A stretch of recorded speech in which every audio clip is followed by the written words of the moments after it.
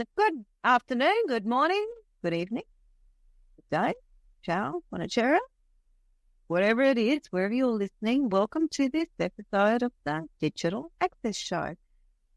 Today, I've got a guest that I'm really excited to introduce you to. I've not met Patrick myself before. I've been introduced to Patrick through another lady I know, the wonderful Rebecca. And Patrick uses assistive technology tools. Obviously, being vision impaired myself, I can't see Patrick. So I'm going to leave Patrick to tell you about Patrick's journey, how he's ended up where he is. And everyone, I'd like to introduce you to Patrick Dillon. Welcome, Patrick, and thanks for coming and chatting to us. Thank you, Narelle. My name's Patrick Dillon. I had an accident 2007. I was working in the mines and I swam from rock into a river on a sort of a day off, hot day, which got cool to go into like cool water and never, not sure what happened. So I think I might have hit a log or a sandbar, but I ended up breaking my neck. Broke my neck in 3 spots, C4, C5 and C6. I was rushed to hospital. Luckily, there was a hospital nearby. I was then airlifted to Camping Hospital. Not because I broken my neck, but because I actually drowned at the scene. So had a lot of complications sort of on the lungs. So not only getting over the spinal injury, but also getting over the fact of drowning. Then basically stabilised in Campton Hospital and sent to the PA Hospital, which of course is pretty much Australia, so but the best spinal hospital in Australia. So with that, I had I think it'll be really a 2 year, 2 years in hospital at the PA Hospital. Rehabilitating my life. I paralysed the neck down, so I can shrug my shoulders at the start of that in my eye. So for the first few months, 6 months or something, I could just look and just wink my eyes. So when I wanted something, I had friends come up and first of all, they gave me the alphabet board where they would point to the letters and I'd wink. And then so it starts falling it out. And then they realised that they could a little bit more adaptation. There was some things like scratch my head or scratch my nose and can I have a drink of water? So that important thing. Yeah. So they then became the like on the side was certain instructions, but then there was still the alphabet, which at the start was quite frustrating. My dad would sometimes help me out and would spell stuff when he'd come up and visit. He was there all the time for me every day. And he would come up and like he would get to the end of a word or something and forget what he was stuck. So he'd go, and back then, he only had a few facial expressions. So so that was my journey at the start. And then so after I sort of got out of ICU, got my sort of like my lungs back and my speech back and my eating back, I went down to the spinal ward and then started basically beginning rehabilitation. Rehabilitation in the spinal ward is definitely a journey of different people. Some people are learning how to use manual chairs. Some people are learning how to use electric chairs. I was learning how to use my electric chair, driving it with my chin, and also technology. Now, back then, technology wasn't as great. Things still with technology, it wasn't as great. So I think back then we started using for myself Dragon, naturally speaking, for dictation. Yeah. So that was something that I was looking into. And then, so while the OTs were giving us that sort of knowledge base about the Dragon dictation, then they were sort of like adapting up, saying, if you could do Dragon, you could dictate, you could upload assignments you could probably study or something like that. So sort of creating a journey for me after the spinal ward. I don't know, I've never really been into technology, but I think when it's part of your life now, you just, I don't know, it just becomes like you just get really involved in it. Always, I don't know, looking into the future or looking at technology and seeing how it can work in my life. Or, I used to ask people about their things. There's a few times in the hospital where I think when we first went to hospital and, they're getting equipment from home, and they used to give me this, they were going to give me this thing, which was they called it, it was called our progress back then, a progress, and it bolts onto the end of onto your bed. Yeah. And it has letters and numbers. And a letter, say A1, would be turning the television on. A2 might be turning volume, A3, and it would have different letters and numbers and stuff. And that was quite, I was thinking that was quite, but that's just one thing. What about if I wanted to have Foxtel or, amplified music and stuff? And they're like, oh, back then people were just happy just having the technology to turn the television on.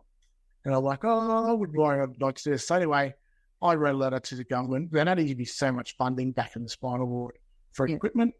So I wrote a letter to the government and kept on harassing them. Anyway, they gave me a grant. And I was glad to get this new technology that came out, which was a grid pattern, like an iPad, basically. It was a grid pattern progress. You could have pictures on it. You could create your own pictures. And then it would have a picture of a television, say a picture of radio, or a picture of a fan, or a picture of a light, or something like that.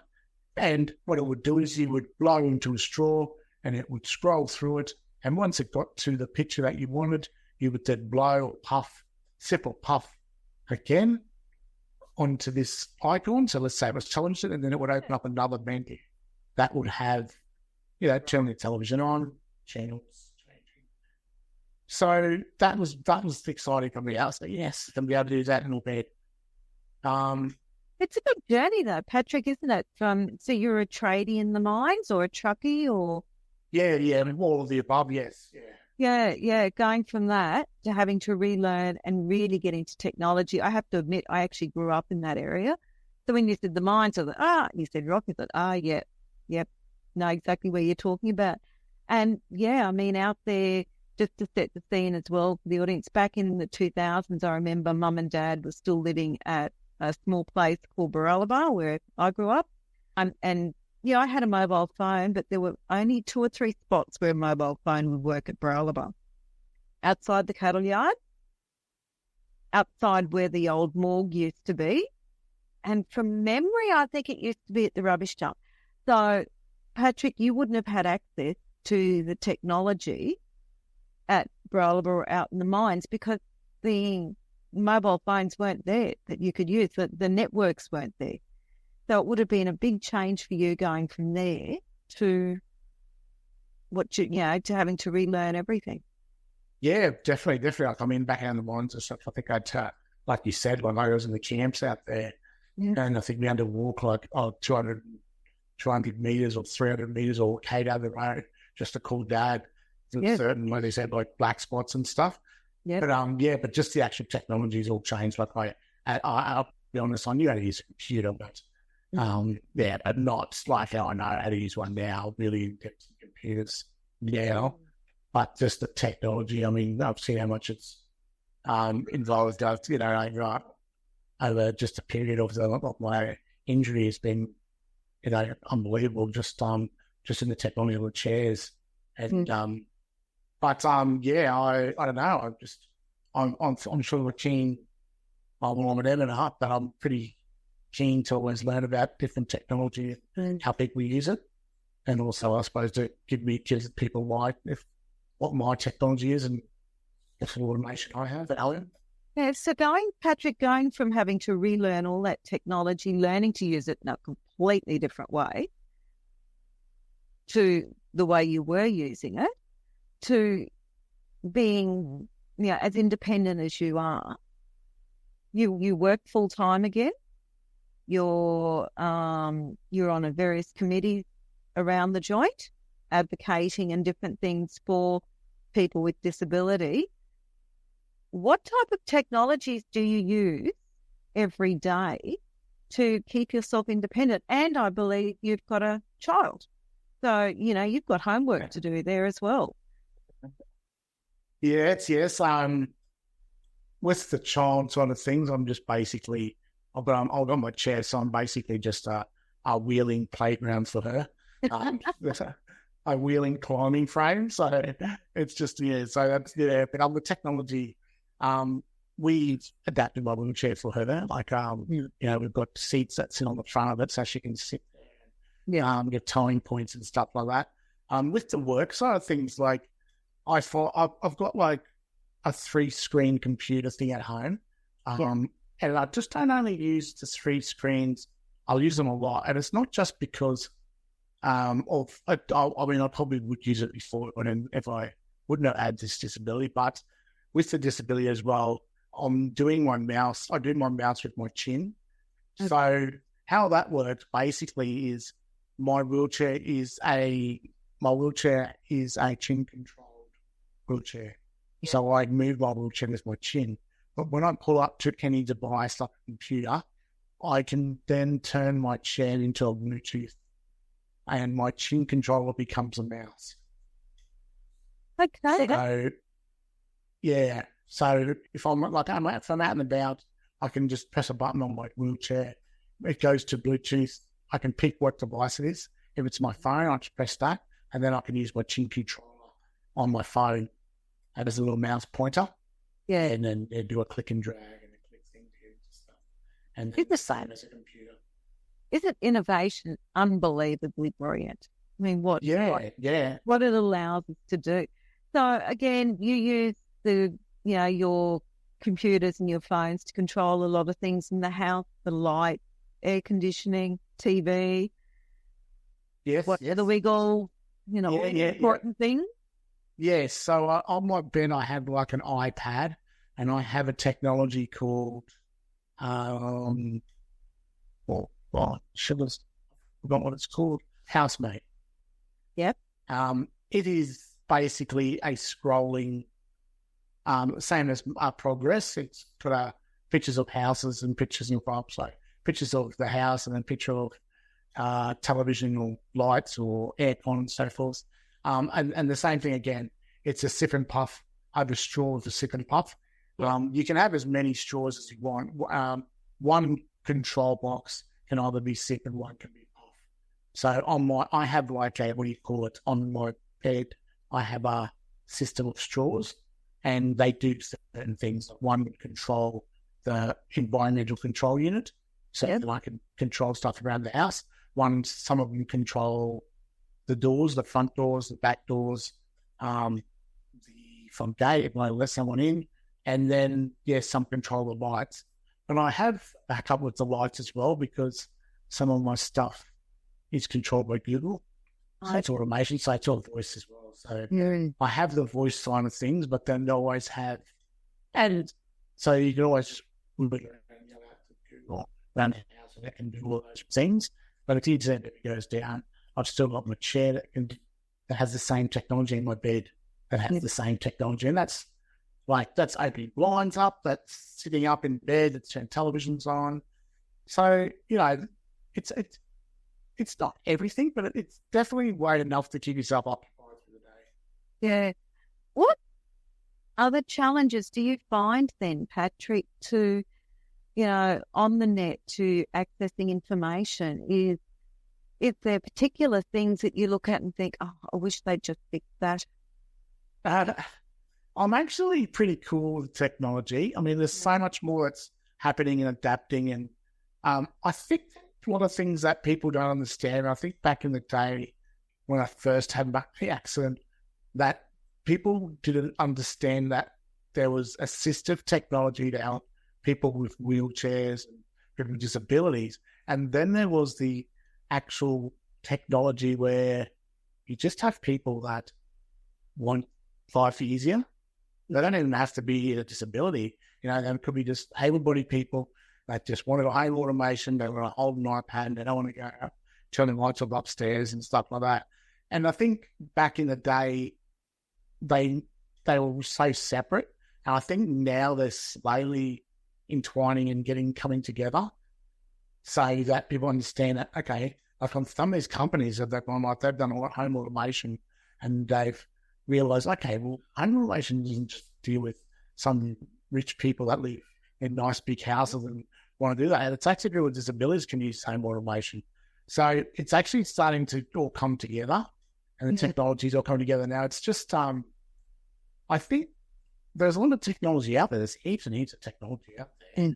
I think what the problem we have these days is we don't have the people and all the facilities where everyone's happy to sell a product, but they're not when your product goes down or fails, there's not the support out there. And I'm talking about the software support or product support.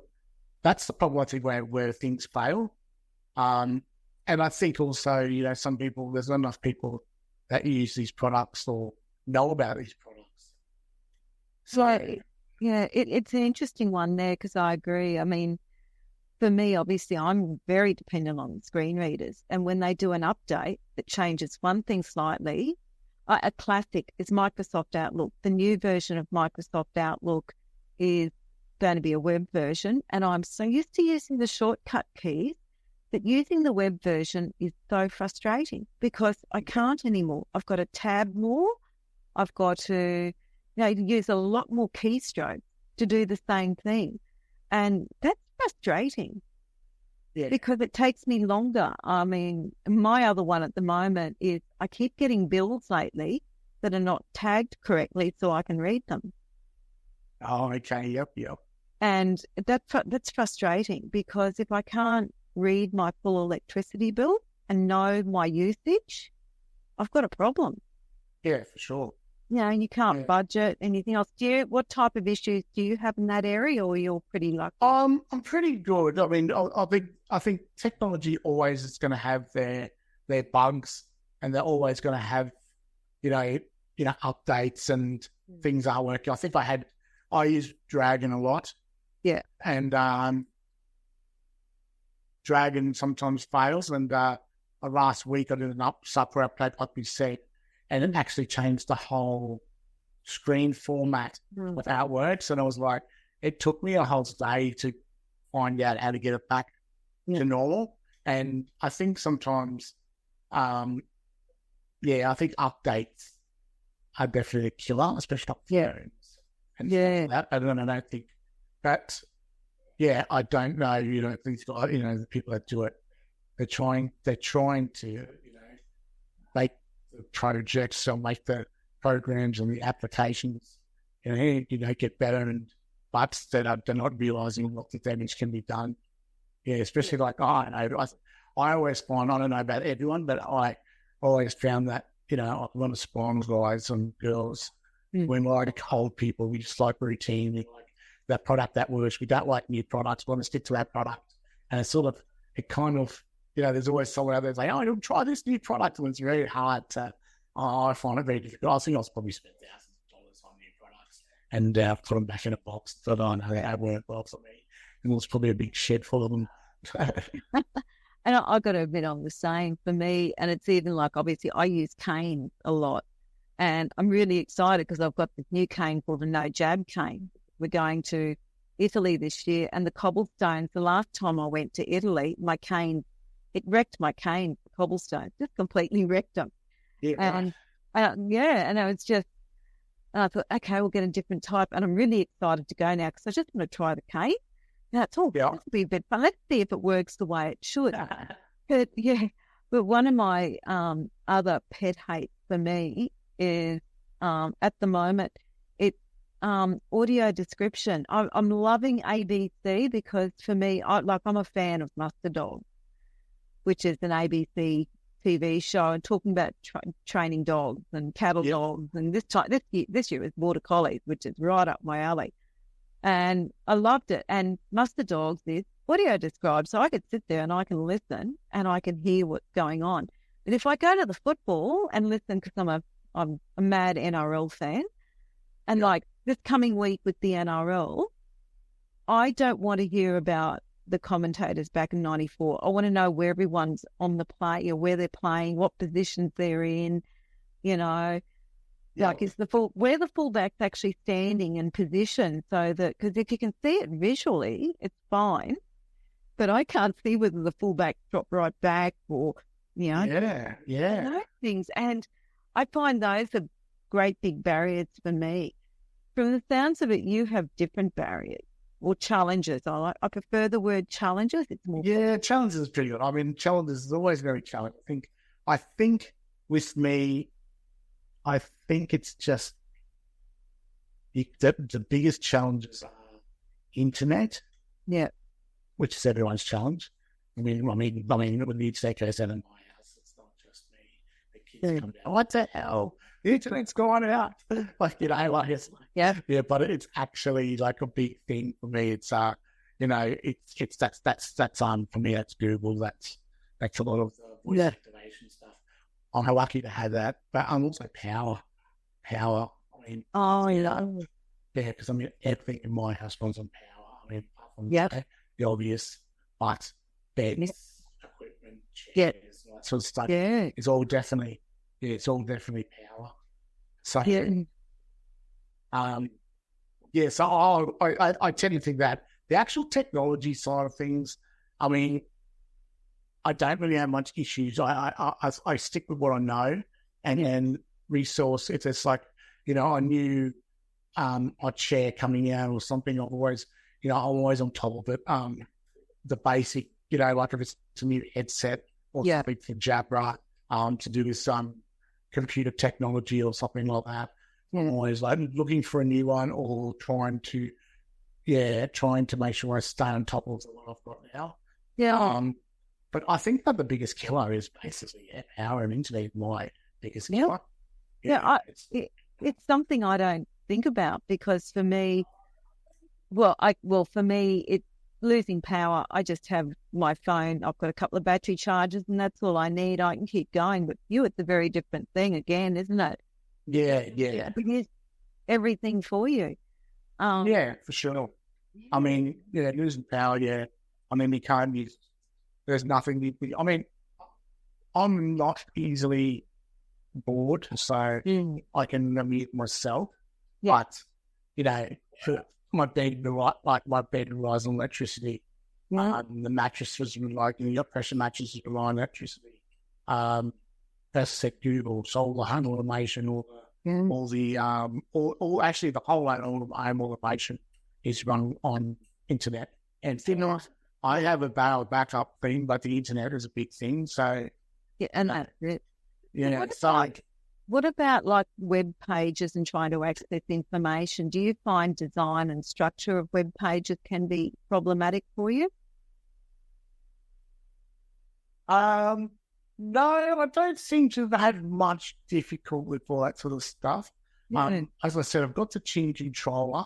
It gets me to where I need to be. I am lucky. I do have my vision, and I do, and the dragon, the naturally speaking dragon, you talk, you type, you want something. If you want something open, it that's a command and it opens it. Yeah. So it's pretty. I mean, that's happened over a period of time, but I'm pretty lucky with that sort of thing, I think. Patrick, it's fascinating to talk to you of all things that you my hometown, because not many people do. No, it's crazy. Yeah, it is. It's crazy, all right. You probably did see my dad at the pub. Yeah, most probably, yes. Oh, yeah. My dad in his old Jackie Howe and his khaki shorts, because that's what he liked to wear, or his old button-up shirt, and he was a happy old bushy, and it's amazing where life takes us, Patrick. I know I'm on a completely different journey, and I'm loving it. And I do hope that you're, even with everything that's happened, that you are finding joy in your life, because we can't change the past. We can only change the future. No, most definitely. Like the most it sounds like, I see that. I can understand that probably you'd be adding to what's like web pages and stuff. Yeah. I think the most struggles I have, I think, like the lights don't turn off on the back because something's gone down, or the frequency or the radio waves, and hitting the internet files. No. But, they're not major. They're not major things. I mean, I had my other difficulties with my chair and technology on my chair and stuff, but it's actually like, I don't know. I always think that where I've come from to where I am now, I think it's sort of, you sort of don't, I don't know, if I have like a half an hour when I'm out of technology, I'm sort of like, okay, I'll go do something else, I mean, I don't know, just luckily, I think when you come from no technology from the start to coming to a lot of technology, it's, that journey is actually quite good. I like that. Yeah, I did too. Appreciate some of, you can appreciate what you've got now and sort of like, okay, I don't need to worry too much about this isn't working now or that isn't working now. Yeah. Look, Patrick, I can't thank you enough for today because, I really enjoyed talking to you, and we are going to keep catching up because no worries. And I've got a lot of technology I can talk about. Like my house is just a world of technology. Yeah. I'm happy to share any other ideas or anything. Right. Yeah. And Patrick, how can people contact you if they want to contact you and have a chat about anything? I have my own website. Yeah. Which is patrick-dillon.com. Yep. But apart from that, I mean, I'm happy for you to give out my number or email address. Yeah. Yes. Yeah. Everyone wants to get in contact with me. Yeah, I'll stick it on the end of the podcast for everyone. And thanks again, Patrick. It's been fantastic talking to you. So, thank you very much. We'll see everyone next time on the Digital Access Show. See ya.